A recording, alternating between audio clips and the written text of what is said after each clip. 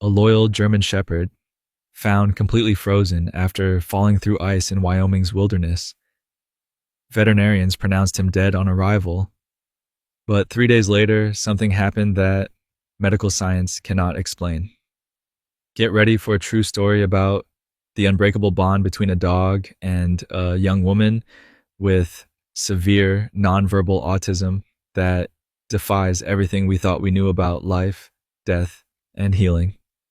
23-year-old Emma Reynolds wasn't like other young adults in the small town of Pine Bluff, Wyoming. Diagnosed with severe nonverbal autism at age 3, she rarely spoke and struggled with human connections despite her age. Her parents, Thomas and Elizabeth Reynolds, had tried everything: specialized therapies at the renowned Children's Hospital Colorado during her childhood, sensory integration programs, even experimental treatments covered by Thomas's premium health insurance from his job at Sinclair Oil Corporation. Nothing seemed to break through Emma's walls until the day they visited Jackson Hole Animal Shelter, a rescue organization partially funded by the Wyoming Community Foundation. Thomas initially opposed the idea of adopting a dog. Their Tudor-style home on Maple Street already felt overwhelming with Emma's needs. But Elizabeth, a former special education teacher at Pine Bluff Elementary, had read studies from the University of California about the therapeutic effects of animals on adults with autism. "Just one visit," she had pleaded. "What do we have to lose?" The moment 7-month-old Max, a purebred German shepherd surrendered by a U.S. Army veteran who could no longer care for him, approached Emma's wheelchair, something extraordinary happened. The typically withdrawn young woman reached out her hand. The shelter staff, including Director Maria Gonzalez, a former veterinary technician with 20 years of experience, watched in amazement. "I've never seen a dog approach an adult in a wheelchair so gently," Maria whispered.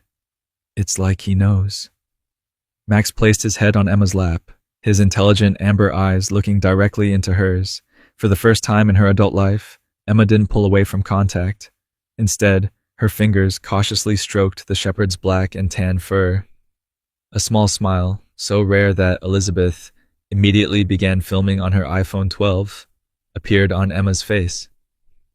"Max," Emma said clearly, her first unprompted word in months.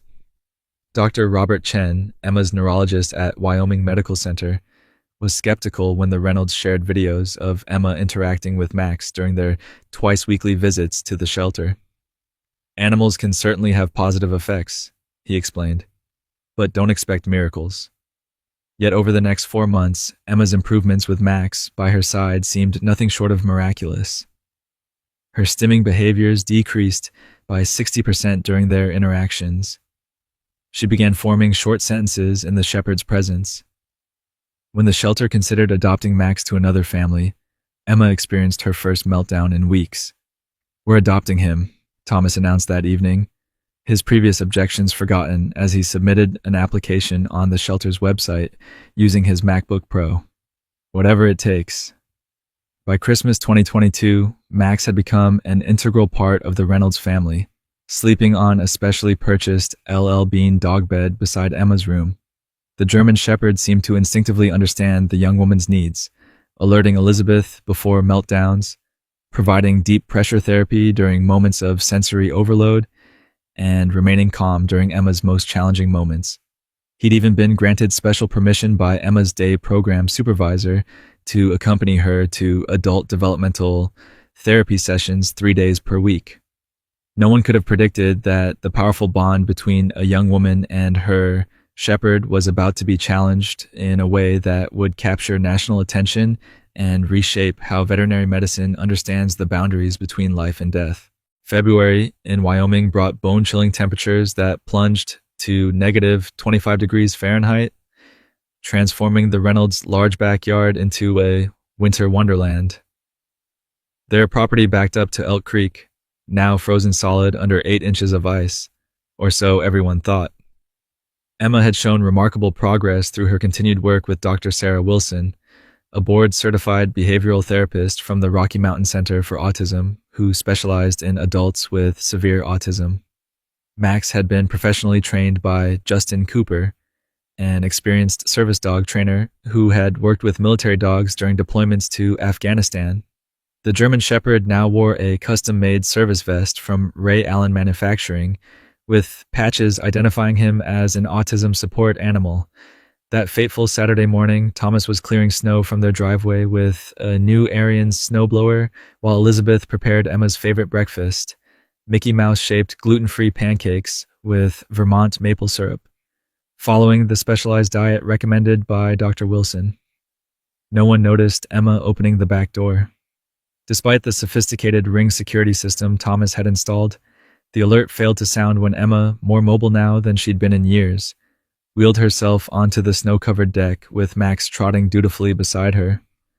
What happened next was captured in fragmented images by the family's backyard Nest security camera, Emma's wheelchair moving toward the creek bank, Max walking protectively alongside, a squirrel darting across the frozen surface, Max, still young and occasionally impulsive despite his training, chasing after it.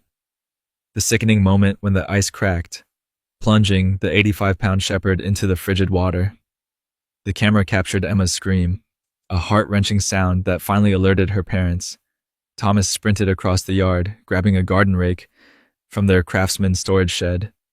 By the time he reached the creek, Max had been struggling in the icy water for nearly 4 minutes, his powerful body weakening with each attempt to climb onto the breaking ice.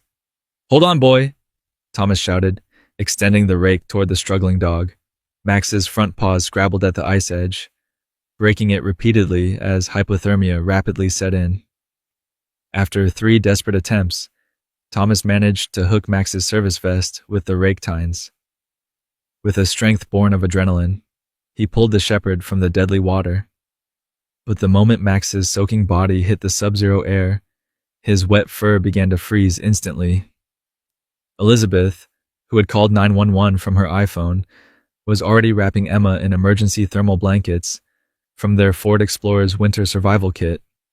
The young woman was inconsolable, her progress seemingly erased as she rocked and keened, watching Thomas carry Max's increasingly rigid body toward the house. "He's freezing solid," Thomas shouted, his voice breaking. "Call Dr. Peterson." Dr. James Peterson, owner of Pine Bluff Veterinary Clinic and a graduate of Colorado State University's prestigious veterinary program, was on weekend call. His response was immediate but grim. "Bring him in now, but Thomas, prepare yourselves.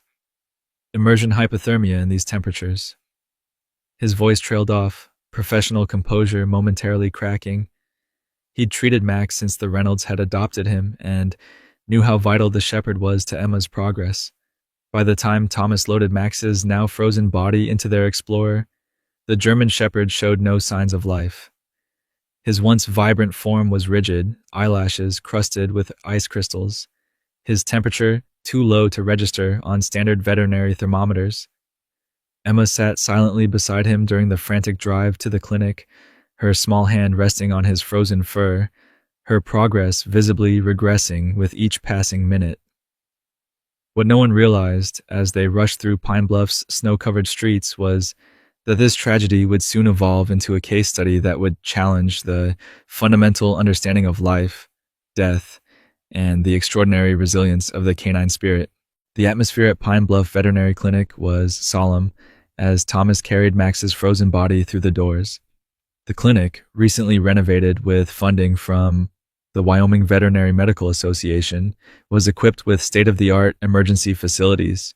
But even Dr. Peterson, with 20 years of experience treating livestock and companion animals in extreme Wyoming conditions, appeared shaken by Max's condition. "I've seen hypothermia cases, but nothing like this," he murmured, examining the shepherd on the stainless steel treatment table. His fingers moved methodically, searching for any vital signs. The clinic's Cardell veterinary monitor remained flatlined despite multiple attempts at different sensor placements. "I'm so sorry, but he's been gone for some time." Emma, who had refused to remain in the waiting room with Elizabeth, stood silently in the doorway, her eyes fixed on her motionless companion. The behavioral gains of the past 6 months seemed to be unraveling by the minute. her body rocking, fingers flapping in increasingly distressed patterns recognized by her mother. "There must be something," Thomas pleaded. His Harvard business education and executive position at Sinclair Oil meaning nothing in this moment. Special equipment, experimental treatments, whatever it costs. Dr. Peterson hesitated, then made a call that would change everything. Dr. Leila Takahashi, a visiting research veterinarian from the University of California, Davis, was in Wyoming conducting cold weather studies on livestock with innovative rewarming protocols. A graduate of Cornell University's veterinary program with a specialization in hypothermia recovery, she had been collaborating with the U.S. Army's Institute of Surgical Research on adapting military hypothermia treatments for veterinary applications. "It's completely experimental," Dr. Peterson cautioned as he arranged transport to Casper, where Dr. Takahashi had access to specialized equipment at the Wyoming Medical Center's research annex. "But if anyone can help..." Elizabeth attempted to explain to Emma that they needed to say goodbye to Max, but the young woman's response was unexpected and heartbreaking.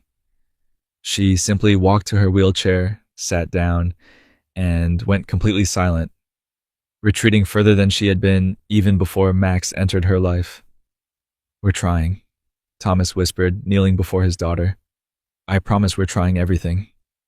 The specialized transport arrived within 30 minutes, a mobile veterinary intensive care unit funded by a Wyoming Ranchers Association grant.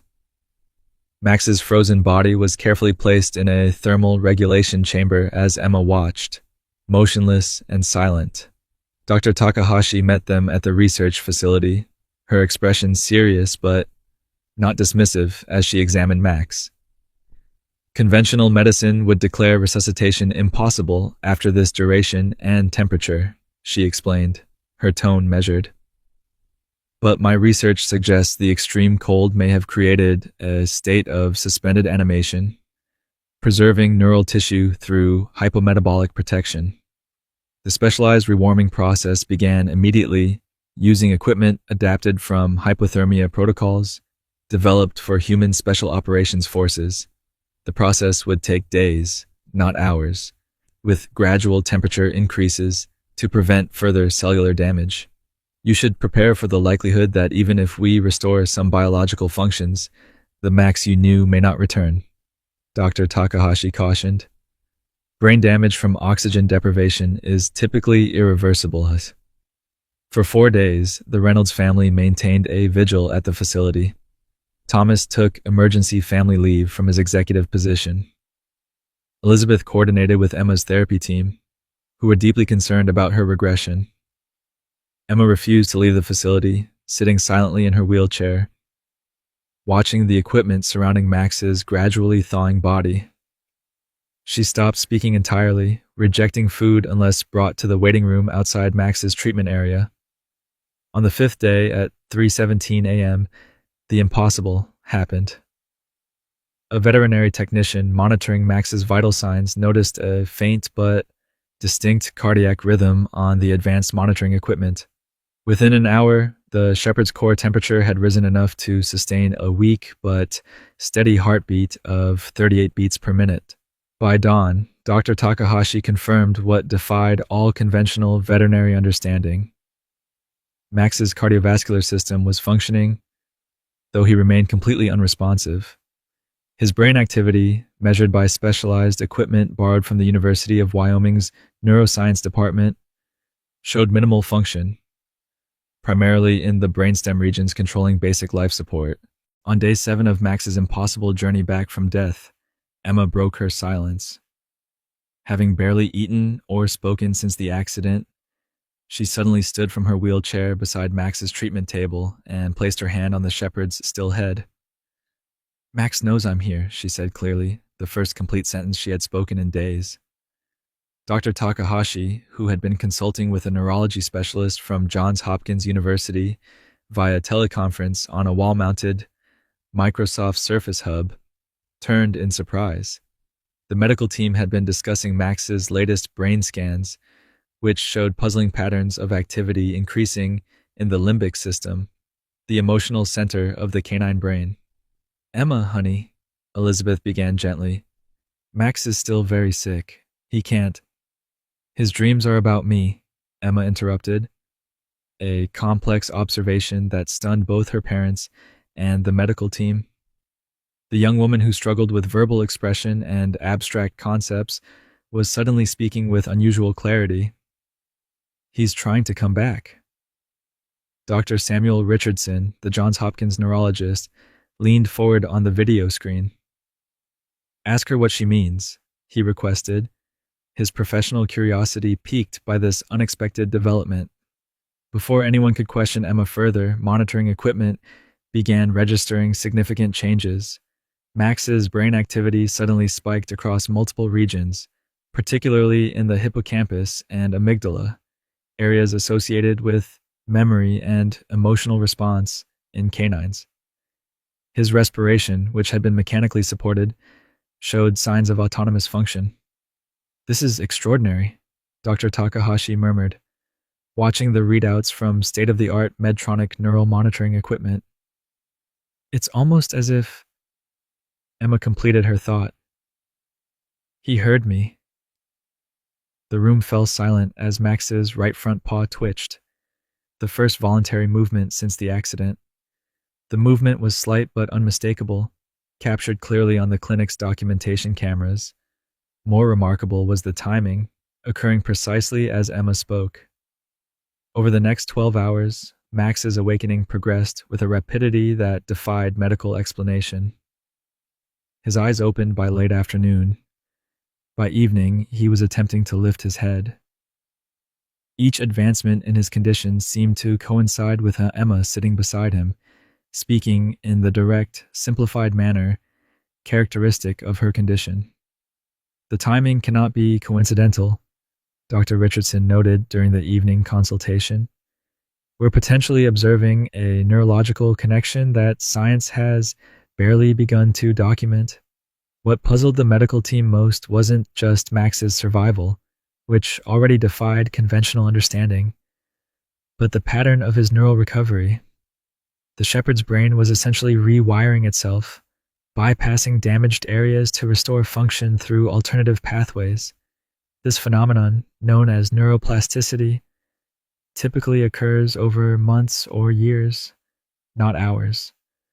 By morning, Max was attempting to stand, though his once powerful muscles had atrophied significantly. The moment was captured on Elizabeth's iPhone, the German shepherd wobbly but determined, with Emma encouraging him using phrases from his service training. Brain scans show activation patterns that mirror Emma's own brain activity when she is in contact with him, Dr. Takahashi explained to Thomas and Elizabeth. "It's as if their neural networks are somehow synchronizing." News of Max's awakening spread rapidly beyond medical circles. The Associated Press story was picked up by major networks, with CNN sending a crew to document the remarkable recovery. The phrase "miracle dog" began trending across social media platforms, with the initial video of Max's first steps receiving over 12 million views on YouTube within 48 hours. Dr. Takahashi and her colleagues prepared a preliminary paper for the Journal of Veterinary Medicine, documenting what they carefully termed anomalous recovery patterns following extreme hypothermia. Behind closed doors, however, the medical team discussed more radical theories about the apparent connection between Emma and Max. "We're witnessing something that challenges our fundamental understanding of consciousness," Dr. Richardson suggested during a private conference call with colleagues from Johns Hopkins Neuroscience Department. "The bond between this young woman and this dog may have created a pathway we've never before documented." What no one could anticipate as Max continued his remarkable recovery was that the most extraordinary development was yet to emerge, one that would transform not only Emma's life, but our understanding of the healing connection between humans and animals. 10 days after his impossible revival, Max was cleared to return home with the Reynolds family. His physical recovery, while still incomplete, had progressed beyond all medical expectations. The German Shepherd required a specialized physical therapy regimen developed by the University of Tennessee's Veterinary Rehabilitation Center, but he could now walk unassisted for short distances and had regained most of his basic functions. Medically speaking, this is unprecedented, Dr. Takahashi told reporters from the New York Times who had traveled to Wyoming to document the story. We're reevaluating core assumptions about cellular resilience in extreme conditions. Emma's own transformation was equally remarkable. From the moment of Max's first responsive movements, her regression had reversed dramatically. Not only had she returned to her previous level of function, but her therapists at the Rocky Mountain Center for Autism noted significant new developments in her communication abilities. It's as if a door has opened, Dr. Wilson explained to Elizabeth during a telehealth consultation on their first day home. Emma is expressing complex thoughts and emotions that were previously inaccessible to her. The first truly extraordinary moment occurred 3 days after returning to their Pine Bluff home. Elizabeth was preparing dinner, organic chicken, prepared according to Emma's sensory-friendly diet, when she heard unusual sounds from the living room. Peering around the doorway, she saw Emma and Max sitting together on the specialized sensory-friendly rug from Koala Comfort Furnishings. Emma was reading aloud from her favorite book, The Wild Robot, by Peter Brown, something she had never been able to do fluently before. More astonishing was Max's behavior. The shepherd sat attentively, his eyes focused on Emma, tilting his head at precisely the emotional moments in the story. When Emma struggled with a difficult word, Max would nudge her hand gently, after which she would pause, concentrate, and correctly pronounce it. "Thomas," Elizabeth whispered, gesturing for her husband to witness the scene without disturbing it. "Are you seeing this?" The pattern continued to evolve over the following weeks. Emma's occupational therapist at her adult day program, Jennifer Martinez, reported remarkable progress in cognitive functions and social interaction.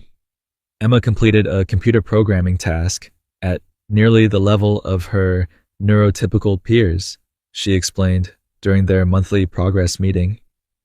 This is a young woman who was struggling with basic data entry 3 months ago. Even more striking was the apparent communication between Emma and Max. The shepherd seemed to understand complex verbal and nonverbal cues that went far beyond his previous service dog training. During therapy sessions, he would retrieve specific objects without prompting, alert to Emma's emotional states before any visible signs appeared, and guide her through tasks that had previously overwhelmed her.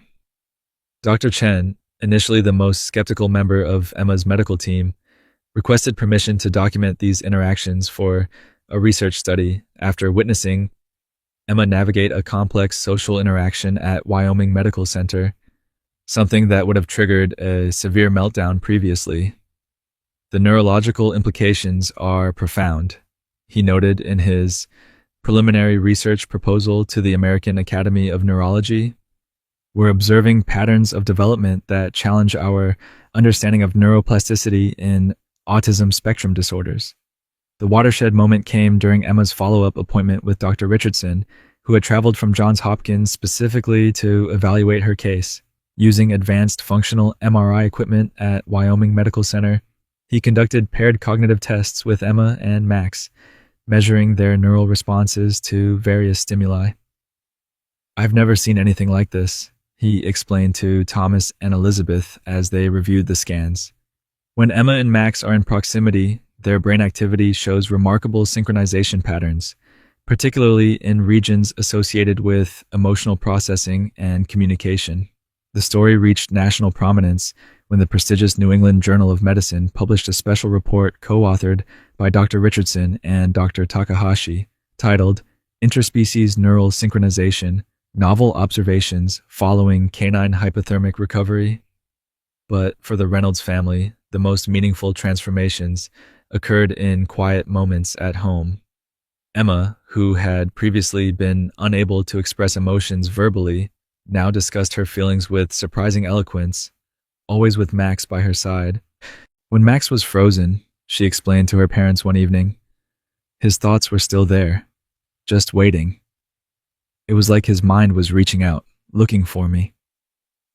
The sophisticated abstract thinking embedded in this statement left her therapists astonished. As media attention intensified around the miracle connection, as ABC News had dubbed it, researchers from diverse fields, from neurology to quantum physics, proposed various theories to explain the phenomenon. Some suggested a form of quantum entanglement between neural systems. Others proposed revolutionary ideas about connections existing partially outside physical neural networks. What no one could deny was the remarkable transformation taking place before their eyes. A young woman finding her voice, and a shepherd who had returned from death's threshold, now bound in a connection that transcended conventional understanding of the human-animal bond. 3 months after Max's impossible revival, the Reynolds family was invited to participate in a groundbreaking research initiative funded by the National Institutes of Health and the Simons Foundation Autism Research Initiative. The project, headquartered at the University of California's Center for Neuroscience, brought together specialists from diverse fields: neurology, veterinary medicine, quantum physics, and consciousness studies. What we're observing between Emma and Max represents a potential paradigm shift in how we understand consciousness and connection, explained Dr. Eleanor Montgomery, the project's director and a leading researcher in comparative neuroscience. We're documenting what appears to be a form of neural synchronization that crosses species boundaries. Using cutting-edge magnetoencephalography equipment developed by Megan and specially modified for simultaneous human canine imaging, researchers documented extraordinary patterns when Emma and Max interacted. Their neural activity displayed matching oscillations in specific frequency bands, particularly in the theta range associated with emotional processing and memory formation. It's as if their brains are functioning as complementary systems, Dr. Montgomery explained during a presentation at the Society for Neuroscience's annual conference, where Emma and Max demonstrated their connection before an audience of astonished scientists. We're seeing information transfer that cannot be explained by conventional models of communication. The most stunning demonstration occurred when researchers placed Emma and Max in separate rooms equipped with identical objects. When Emma was asked to focus on a specific item, Max would independently approach its match in his room with 78% accuracy, far beyond statistical probability. While the scientific community debated the implications, Emma continued to flourish. Her progress now extended beyond academics into social relationships, an area typically most challenging for adults with autism. She had formed friendships at her day program, participated in a community art class at the Wyoming Arts Council, and even delivered a short presentation about Max at a local autism awareness event, all previously unimaginable achievements. It's not just that Max helps her navigate the world, Elizabeth explained to a documentary crew from National Geographic. It's as if their connection has fundamentally altered how Emma processes information and emotion. Dr. Wilson, who had worked with dozens of adults with autism and service animals, was particularly struck by the uniqueness of their bond. Service dogs provide tremendous support through trained behaviors and emotional presence, she noted. But this goes beyond training or conventional companionship. There's a level of communication occurring that we cannot fully explain with our current understanding. The transformation extended to Max as well. Veterinary specialists documented cognitive abilities far exceeding typical canine capacity, including recognition of complex patterns, unprecedented memory retention, and problem-solving skills that challenge the boundaries of animal cognition research. We've documented Max recognizing and responding to over 300 distinct verbal commands, noted Dr. James Morrison from Yale University's Canine Cognition Center. The previous record for a border collie was 209.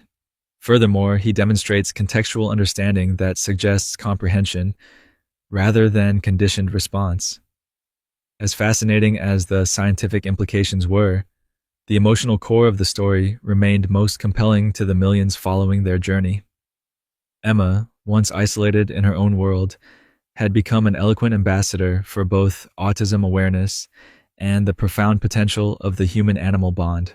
During an interview with 60 Minutes, correspondent Anderson Cooper asked Emma what she thought had happened during Max's near-death experience. Her response left the veteran journalist momentarily speechless. When Max was frozen, his thoughts had nowhere to go in his body, so they found mine instead. And when he came back, he brought part of me with him and left part of himself with me.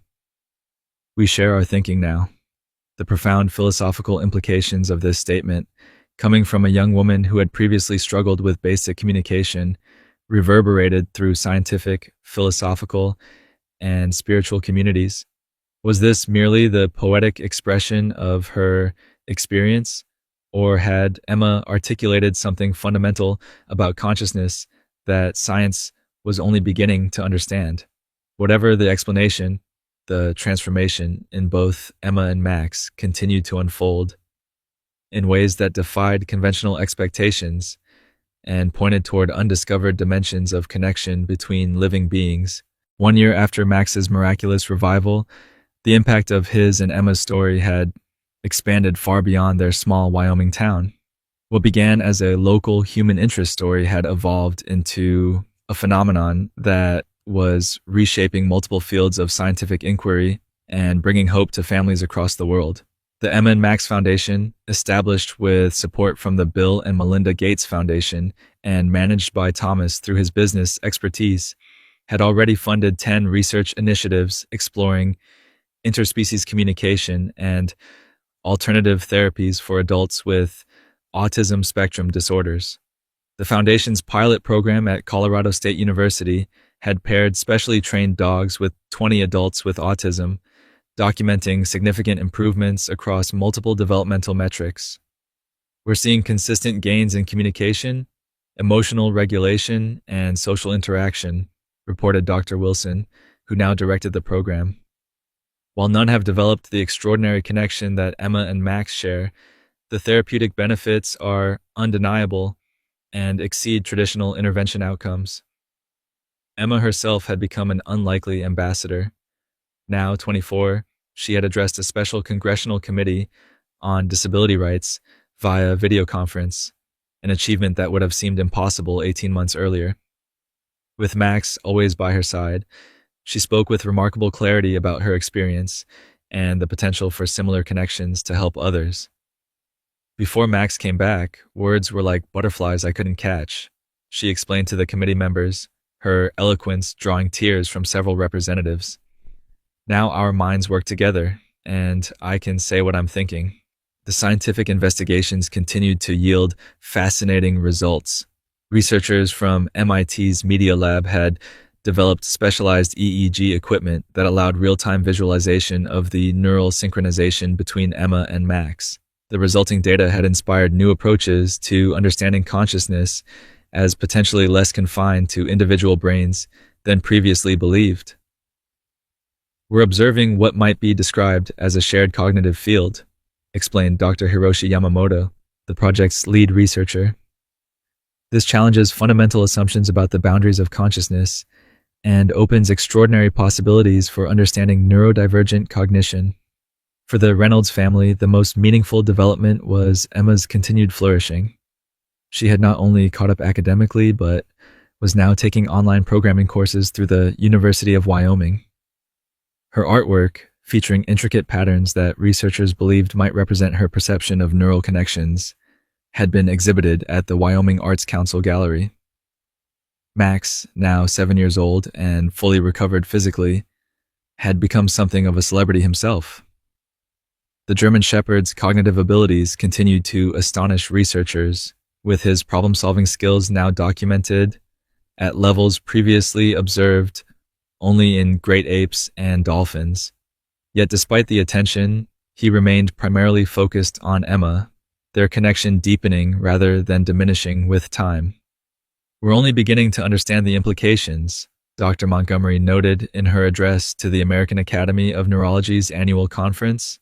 The Reynolds case suggests possibilities for healing and connection that transcend our current medical paradigms. The story had resonated particularly deeply with families affected by autism.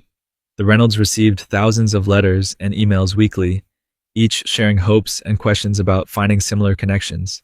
While Elizabeth carefully explained that Emma and Max's bond appeared unique, the Foundation worked to develop evidence-based approaches that might foster deeper human-animal communication for therapeutic benefit.